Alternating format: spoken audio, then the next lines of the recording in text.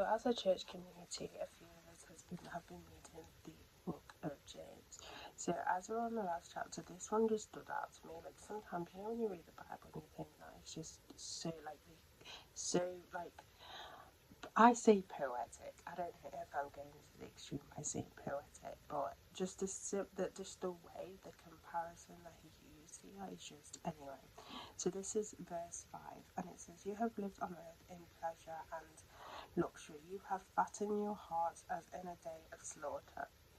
So as most of you know, especially if you are vegetarians or vegan, is that I don't know much about free range. So I'm not necessarily talking about free range, but a lot of the time animals are force fed, and so they gain weight because the more meat they have, the better quality meat, or the more money that they make from that animal because they have a lot anyway. And it's just the correlation between those two, the fact that here on earth, if you're fattening your heart with all the stuff that's not great. So the verses before, I'll read from verse 1, both the first two.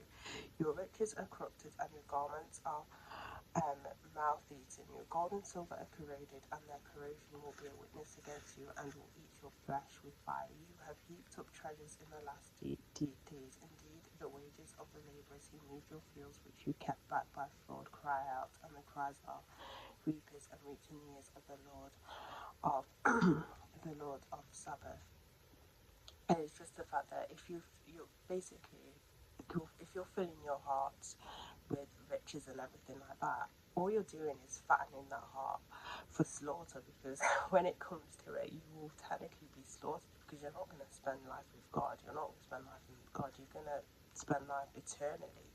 I mean, you can't even call it life, to be fair, but you're going to spend eternally in hell. So just the correlation between the two is the fact that if you carry on living a life where it's just centered around you, where you just fill yourself with riches, you treat others improper, that it's all about me, me, me, you're literally putting yourself up to the slaughter.